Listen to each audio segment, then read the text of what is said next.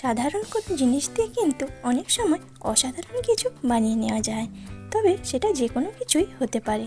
তো আমি আজকে আপনাদেরকে সাধারণ বেসন দিয়ে কীভাবে আশ্চর্যজনক একটি রেসিপি বানিয়ে নেওয়া যায় সেটাই শেয়ার করব। তো নমস্কার বন্ধুরা, নীলার রান্নাঘরে আপনাদের অনেক অনেক স্বাগত জানাই।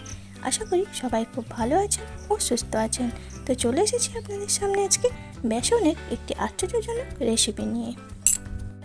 এই রেসিপিটার কথা কিন্তু আমরা অনেকেই ভাবতে পারি না। তাহলে আসুন দেখে নেওয়া যাক এই বেসনের অপূর্ব স্বাদের এই আশ্চর্যজনক রেসিপি।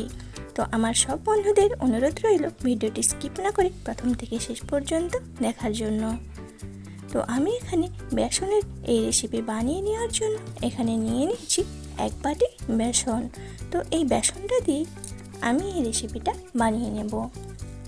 তো এই সামান্য 1 বাটি বেসন দিয়ে কিভাবে আমি বাড়ির সবাইয়ের জন্য তৈরি করে নিই সেটাই আপনাদের দেখাবো। আর উপকরণে আমি এখানে নিয়ে নিয়েছি 1 টেবিল চামচ আদা ও একটা বড় সাইজ টমেটো কুচি, কয়েকটা কাঁচা লঙ্কা কুচি ও নিয়ে নিয়েছি কিছুটা ধনেপাতা কুচি। আর এই রেসিপিটা কিন্তু আমি নিরামিষভাবেই বানাবো, তো আপনারা চাইলে আমিষভাবেও বানাতে পারেন। তো আমি এখন একটি পাত্রে বেসনটা ঢেলে নিচ্ছি। তো এখন এতে দিয়ে দিচ্ছি স্বাদ মতো লবণ, দিয়ে দিচ্ছি সামান্য হলুদ গুঁড়ো, সামান্য ধনে গুঁড়ো ও দিয়ে দেবো সামান্য জিরে গুঁড়ো। তো সব উপকরণগুলো ভালোভাবে মিশিয়ে নিয়ে এখানে আমি অল্প অল্প জল দিয়ে একটা ব্যাটার তৈরি করে নেব। তো ব্যাটারটা কিন্তু খুব বেশি ঘন বা খুব বেশি পাতলা হবে না।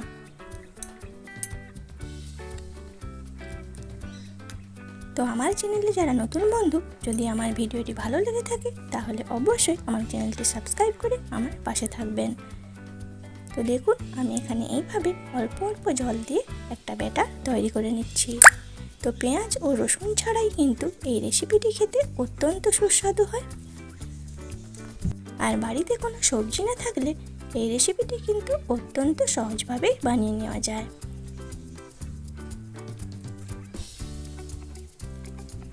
তো দেখুন বন্ধুরা, অল্প অল্প জল দিয়ে এইরকম একটা ব্যাটার আমি তৈরি করে নিয়েছি। ব্যাটারটা কিন্তু খুব ভালোভাবে ফেটিয়ে নিতে হবে, তাহলে কিন্তু ব্যাটারটা খুব হালকা হয়ে যাবে। তো দেখুন বন্ধুরা, খুব ভালোভাবে আমি প্রায় 5 মিনিট মতো ব্যাটারটা ফাটিয়ে নিয়েছি। এখন এখানে দিয়ে দিচ্ছি খুব সামান্য খাওয়ার সোডা। তো খাওয়ার সোডাটা দিয়ে কিছুক্ষণ খুব সুন্দরভাবে ফেটিয়ে নিচ্ছি। তো দেখুন বন্ধুরা, এইরকম একটা ব্যাটার আমি তৈরি করে নিয়েছি। এরপর ওভেনে একটি ফ্রাইং প্যান বসিয়ে খুব ভালোভাবে গরম করে নিয়ে এখানে আমি দিয়ে দিচ্ছি সরষের তেল। তো আপনারা চাইলে কিন্তু সাদা তেলও ব্যবহার করতে পারেন। তো তেল খুব ভালোভাবে গরম করে নিয়ে ব্যাটার থেকে ছোট ছোট বলের মতো করে আমি এখানে কয়েকটা ফুলুরির আকারে দিয়ে দিচ্ছি। তো আমি দুটো ব্যাচে এগুলোকে ভেজে নেব। তো দেখুন এইগুলো আমি প্রথমবারে দিয়েছি, তো কত সুন্দরভাবে ফুলে উঠেছে দেখুন। তো আমি এখন এক পাশে হালকা ভেজে নিয়ে অপর পাশে উল্টে দিচ্ছি। তো এইভাবে উল্টে পাল্টে খুব ভালো করে লাল ও মুচমুচে করে ফুলুরিগুলোকে ভেজে নেব।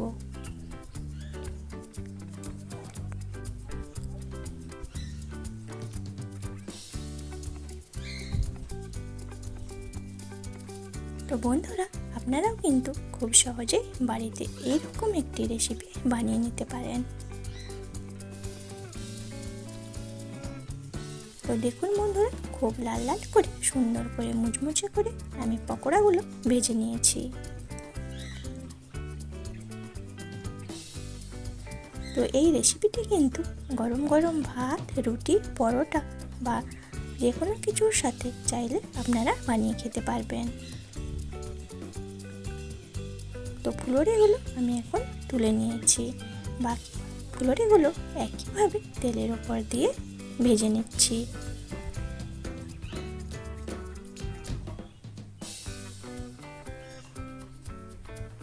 তো সব ফুলুরিগুলোই আমার ভাজা হয়ে গিয়েছে। ওই তেলের মধ্যে ফোড়নে এবার দিয়ে দিচ্ছি 4টে লবঙ্গ ও 2টো দারচিনি। এরপর আমি দিয়ে দিচ্ছি হাফ চামচ জিরে। তো ফোড়নটা খুব ভালোভাবে ভেজে নিচ্ছি। ফোড়নটা খুব ভালোভাবে ভেজে নিয়ে এখানে আমি দিয়ে দিচ্ছি টমেটো কুচি।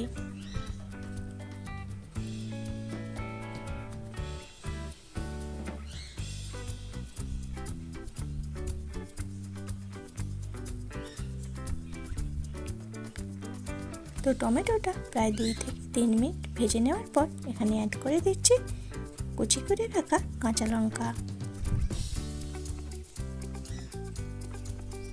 তো কাঁচা লঙ্কাটা দিয়েও প্রায় 1 থেকে 2 মিনিট মতো আমি ভেজে নিয়েছি। এরপর এখানে দিয়ে দিচ্ছি গুঁড়ো মশলাগুলো। দিয়ে দিচ্ছি হাফ টেবিল চামচ হলুদ গুঁড়ো ও হাফ টেবিল চামচ লাল লঙ্কার গুঁড়ো, হাফ টেবিল চামচ কাশ্মীরি লঙ্কার গুঁড়ো ও হাফ টেবিল চামচ ধনে গুঁড়ো ও হাফ টেবিল চামচ জিরে গুঁড়ো।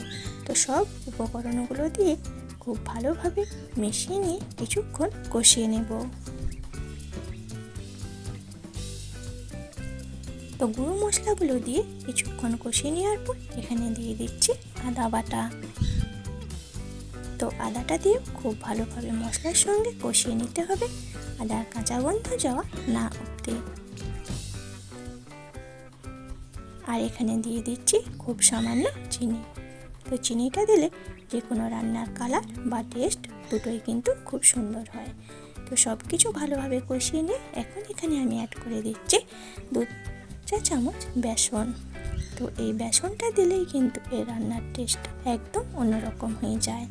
তো বেসনটা দিয়ে খুব ভালোভাবে কষিয়ে নিতে হবে।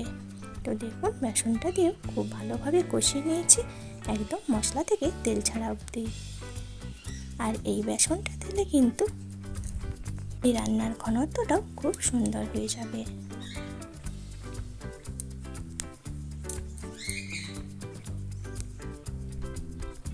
তো দেখুন বন্ধুরা মশলাটা খুব ভালোভাবে কষিয়ে নিয়েছি। এরপর এখানে দিয়ে দিচ্ছি পরিমাণ মতো জল।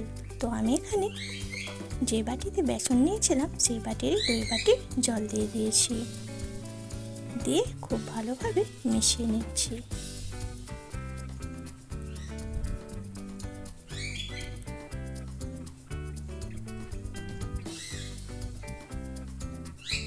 এরপর আমি এখানে দিয়ে দেব স্বাদ মতো লবণ। তো লবণটা দিয়ে খুব ভালোভাবে মিশিয়ে নিয়ে একটা ঢাকনা দিয়ে দেব। তো প্রায় 3 থেকে 4 মিনিট মতো ঝোলটা আমি ফুটিয়ে নিয়েছি। এরপর ঢাকনা খুলে ভেজে রাখা ফুলুরিগুলো এর মধ্যে দিয়ে দেব। তো ফুলুরিগুলো দিয়েও আমি প্রায় 2 থেকে 3 মিনিট মতো ফুটিয়ে নেব।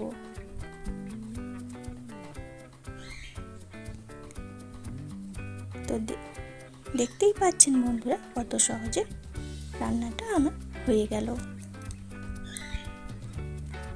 তো ঢাকনাটা খুলে দেখুন রান্না প্রায় একদমই রেডি। তো এই পর্যায়ে আমি দিয়ে দেব কুচনো ধনেপাতা, দিয়ে ভালোভাবে মিশিয়ে নেব।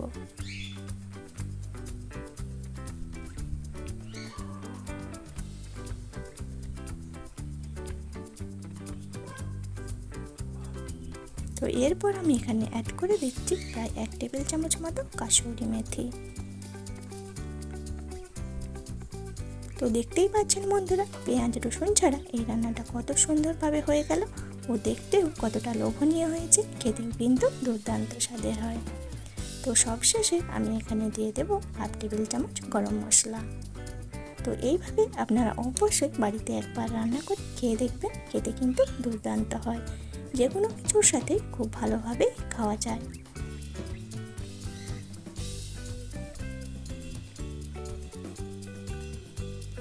তো কেমন লাগলো আমার এই আজকের এই রেসিপিটি অবশ্যই কমেন্টে জানাবেন। ভালো লাগলে একটি লাইক করে চ্যানেলটি শেয়ার করে দেবেন।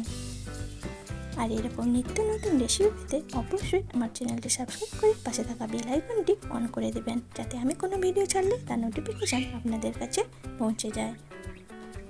তো দেখুন বন্ধুরা দেখতেও যেমন সুন্দর, খেতেও অপূর্ব স্বাদের। তো আজকের মতো এই পর্যন্ত, চলে আসবো আরও কোনো নতুন রেসিপি নিয়ে। সবাই ভালো থাকবেন, সুস্থ থাকবেন। সম্পূর্ণ ভিডিওটি দেখার জন্য অনেক অনেক ধন্যবাদ।